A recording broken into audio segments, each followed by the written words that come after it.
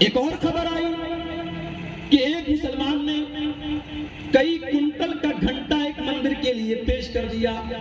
Media والے پیش کر رہے ہیں, دیکھو یہ بھائی چارہ کی مثال قائم کی جا رہی ہے. میرے پیارے ساتھیوں, اللہ کی قسم ہم بھائی چارے کے خلاف نہیں ہیں. آؤ ہمارا کلیجہ چیر کے دیکھ لو, ہم سے زیادہ بھائی چارہ اور ہم سے زیادہ ہندو مسلم ایکتا کی بات کرنے والا کوئی نہیں ہے. مگر میرے پیارے ساتھیوں, ہم بھائی چارہ کو دین اور ایمان کے سمجھوتے پر نہیں قائم کرنا چاہتے. اسلام کو ہم نے سمجھا ہی نہیں ہے میرے بھائیوں, ایمان کو ہم نے سمجھا. اسلام کی تعلیم تو یہ ہے, ہمارا ہندو بھائی ہمارا پڑوسی ہے, اس کو تکلیف پہنچے تو اس کی تکلیف کو ہم اپنی تکلیف سمجھے, اس کی عزت و آبرو کو اپنی عزت و آبرو سمجھے, اس کے سکھ میں ہم شامل ہو, اس کے دکھ میں ہم شامل ہو. مگر ہاں, جب مسئلہ ایمان کا آ جائے, جب مسئلہ توحید کا آ جائے, ہمارا ہندو بھائی اپنے دیوتا کے آگے پوجا کر کے مٹھائی لا کر کے دے رہا ہے, ہم بڑے احترام کے ساتھ, بڑے سمان کے ساتھ اور بڑی رسپیکٹ کے ساتھ اس سے کہیں گے میرے بھائی ہم تیرے دھرم کا سمان کرتے ہیں, ہم تیری آستھا کا سمان کرتے ہیں, تو بھی ہماری آستھا کا سمان کر لے. یہ توحید کے خلاف ہے. ہم ایک اللہ کی عبادت کرتے ہیں اور تو اللہ کو چھوڑ کر کے پتھر کے بت کی عبادت کرتا ہے. یہ چڑھاوا, یہ مٹھائی ہم نہیں کھا سکتے, ہم تمہارا یہ پرساد گرہن نہیں کر سکتے. کہنے والے کہیں گے صاحب آپ تو بڑے کٹر پنتھی ہیں. یہ کٹر پنتھی نہیں ہے. دنیا میں کوئی مسلمان کٹر پنتھی یا لبرل مسلمان نہیں ہوتا.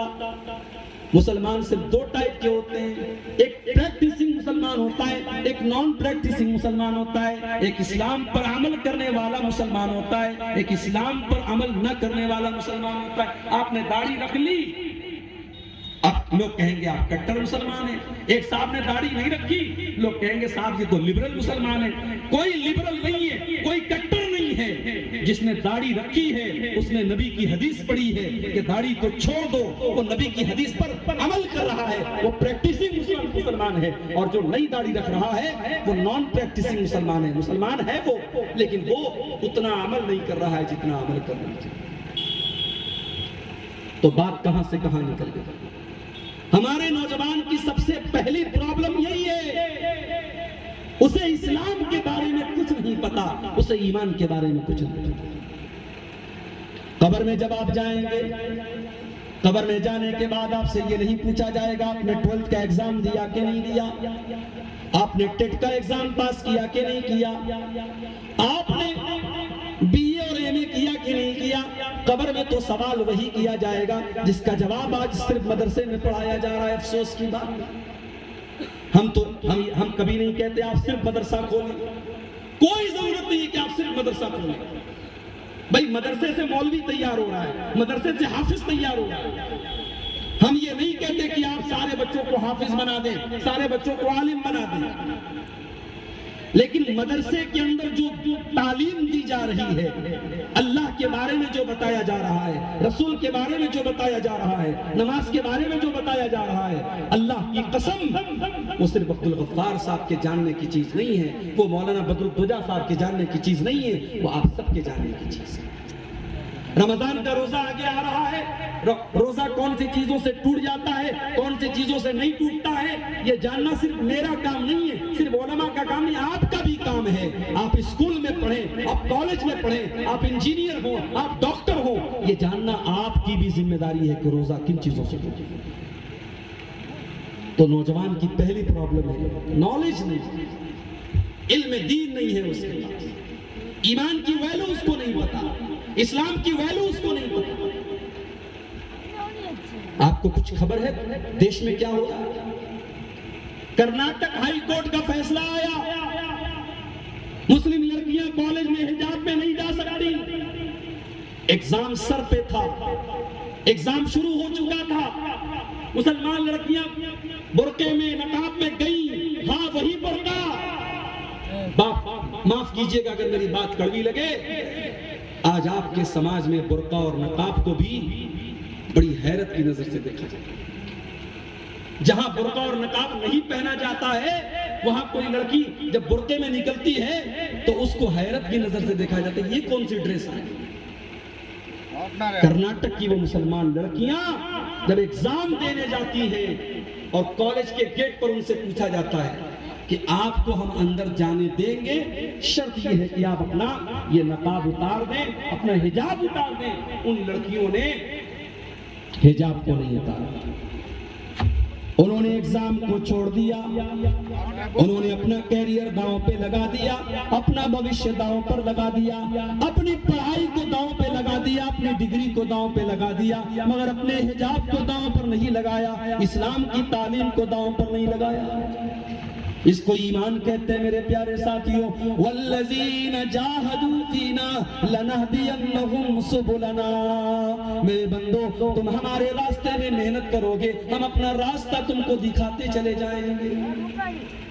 تو دین کے لیے محنت کرو، دین کا علم حاصل کرو۔ آج ہمارے نوجوان کے پاس دنیا کی بڑی نالج ہے، دین کی نالج زیرو ہے۔ ایسے ہی لوگوں کے بارے میں اللہ تعالیٰ قرآن میں کہتا ہے یعلمون ظاہرا من الحیات الدنیا وہم عن الآخرۃ ہم غافلون۔ میرے بہت سارے بندے ایسے ہوتے ہیں جو دنیا کی زندگی کا تو بہت سارا علم رکھتے ہیں لیکن آخرت کے بارے میں زیرو ہوتے ہیں۔ امام سفیان ثوری بہت بڑے محدث ہیں، تابعی ہیں، وہ اس آیت کی تفسیر میں کہتے ہیں کہ بعض لوگ اتنے دماغ والے ہوتے ہیں، اتنے جینیس ہوتے ہیں، اتنے بدھیمان ہوتے ہیں کہ اپنے ناخن پہ رکھ کر کے وہ بتا دیں گے سونے کے سکے کا وزن کیا ہے۔ سونے کا سکہ، سونے کا دینار اپنے ناخن پہ رکھ کر کے بتا دیں گے یہ کتنے گرام کا ہے، کتنا وزن ہے، مگر 2 رکعت نماز نہیں پڑھ پائیں گے، 2 رکعت نماز پڑھنے کا طریقہ ان کو نہیں۔ تو یہ نوجوانوں کی پہلی پرابلم ہے، ان کے پاس دین کا علم۔ دوسری پرابلم، نوجوان کو پتہ ہی نہیں ہے کہ اس کی زندگی کا ٹارگٹ کیا ہے، اس کی زندگی کا مقصد کیا ہے۔ اس کو تو بس کھانا ہے، کمانا ہے، انجوائے کرنا ہے۔ وہ کبھی موبائل کے اوپر کسی سے لگا ہوا ہے، کبھی شراب پی کے ٹل پڑا ہوا ہے، کبھی گٹ کھا کھا کے مست بنا ہوا ہے، کبھی ایئر فون لگا کر کے گانے سن رہا ہے۔ اس کو پتہ ہی نہیں کہ اس کی زندگی کا مقصد کیا ہے، اس کی زندگی کا ٹارگٹ کیا ہے۔ میرے پیارے ساتھیوں، آپ کی زندگی اتنی سستی نہیں ہے کہ آپ اسے شراب کے نشے میں ڈبو دیں، آپ کی زندگی اتنی سستی نہیں ہے آپ اسے کھا کر کما کر انجوائے کر کے برباد کر دیں۔ أَفَحَسِبْتُمْ أَنَّمَا خَلَقْنَاكُمْ عَبَثًا وَأَنَّكُمْ إِلَيْنَا لَا تُرْجَعُونَ۔ میرے بندو، کیا تم نے یہ سمجھ کے رکھا ہے کہ ہم نے تم کو بے مقصد پیدا کیا ہے، بیکار پیدا کیا ہے، ہم نے تم کو بغیر کسی مقصد کے پیدا کیا ہے، تمہیں مرنے کے بعد اللہ کے پاس جانا نہیں ہے، کیا تم نے یہ سمجھ کر کے رکھا ہے؟ بھئی ہم کوئی دنیا میں کام کرتے ہیں، بیکار کام نہیں کرتے۔ اتنا بڑا جلسہ ہے، اتنا بڑا پنڈال بھی لگا ہے، مدرسہ مریم للبنات کے ذمہ داروں نے اس کو سجایا ہے تو کوئی مقصد ہے نا، بے مقصد تو اتنا مہنگا اتنا بڑا پنڈال نہیں لگایا۔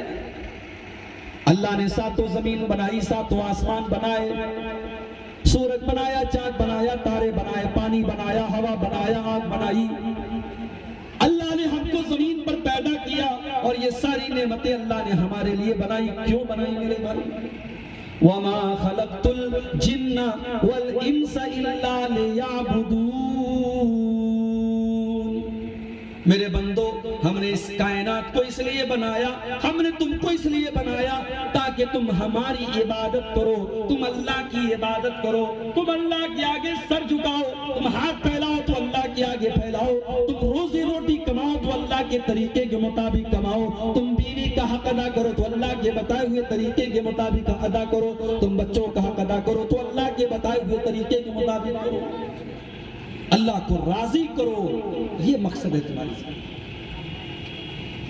اسی لیے شاعر کہتا ہے میری زندگی کا مقصد تیرے دین کی سرفرازی، میں اسی لیے مسلمان، میں اسی لیے نمازی۔ اور یہی بات اللہ تعالیٰ نے قرآن میں فرمائی، قل ان صلاتی و نسکی و محیای و مماتی للہ رب العالمین۔ اے نبی آپ اعلان کر دیجئے میری نماز اللہ کے لیے، میری قربانی اللہ کے لیے، میرا جینا اللہ کے لیے، میرا مرنا اللہ کے لیے، میں تو اللہ کو راضی کرنے کے لیے بنایا گیا ہوں۔ صبح کے 4 بجے آپ سڑک پر نکل جائیں، بہت سارے نوجوان لڑکے آپ کو سڑک کے اوپر صبح کے 4 بجے دوڑتے ہوئے نظر آ جائیں گے۔ آپ پوچھو میرے بھائی 4 بج رہے ہیں، لوگ اپنے بستروں پر آرام سے لیٹے ہوئے ہیں، تم صبح کو 4 بجے سڑک پر دوڑ کیوں رہے ہو، تم بھاگ کیوں رہے ہو؟ وہ نوجوان جواب دے گا، میرے بھائی میں فوج میں بھرتی ہونا چاہتا ہوں، میں پولیس میں جانا چاہتا ہوں، میری زندگی کا ٹارگٹ میں پولیس آفیسر بن جاؤں، میں آرمی میں چلا جاؤں، میں فوج میں چلا جاؤں، اس لیے میں صبح کے 4 بجے بھاگ رہا ہوں، میں صبح کے 4 بجے دوڑ رہا ہوں۔ میرے پیارے ساتھیوں، جس نے زندگی کا ایک مقصد بنا لیا، جس نے زندگی کا ایک ٹارگٹ بنا لیا، وہ 4 بجے صبح اپنا بستر چھوڑ رہا ہے، 4 بجے صبح اسے اپنے بستر پر نیند نہیں آ رہی ہے۔ اور جس کے سامنے زندگی کا کوئی مقصد نہ ہو، وہ بیچارہ رات میں 2 بجے تک موبائل پر کسی لڑکی سے چیٹنگ کر کے سویا ہے، بیچارہ مسجد کا بوڑھا مؤذن کہیں مسجد کے لاؤڈ اسپیکر پہ چلا رہا ہے، الصلاۃ خیر من النوم، مؤذن چلا رہا ہے، نیند چھوڑ دے میرے بھائی، نیند سے بہتر نماز ہے۔ مگر یہ ہمارا نوجوان، اس کے سامنے تو زندگی کا کوئی ٹارگٹ ہے۔ ٹارگٹ بناؤ میرے بھائی، ٹارگٹ۔ اور اللہ کی قسم جب ٹارگٹ بنا لو گے کہ ہمیں اللہ کو راضی کرنا ہے، تو اس دن آپ کو نماز بھاری نہیں لگے گی، نماز میں لذت ملے گی۔ اس دن کے بعد آپ رات میں بستر چھوڑ کے اللہ کی بارگاہ میں کھڑے ہو کے تہجد پڑھو گے، اللہ کے سامنے رو گے، گڑ گڑاؤ گے اور دعا کرو گے، اللہ میں بڑا گنہگار بندہ ہوں، تو مجھے معاف کر۔ تو ہمارے نوجوانوں کی یہ دوسری پرابلم ہے، ٹارگٹ نہیں ہے زندگی کا، مقصد نہیں ہے، بے مقصد زندگی ہے، کھانا ہے، کمانا ہے، انجوائے کرنا۔ نوجوانوں کا تیسرا بگاڑ